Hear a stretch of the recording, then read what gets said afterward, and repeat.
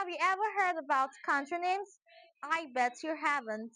Hi everyone, it's me Deb, and today I'll be talking on contronyms. Contronyms are words that have opposite or contradictory meaning. Examples include 1. Sanction, sanction can mean to approve or to punish.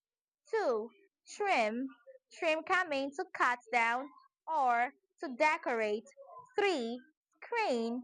Screen can mean to show or to filter out. 4. Oversight. Oversight can mean supervision or lack of attention. 5. Dust.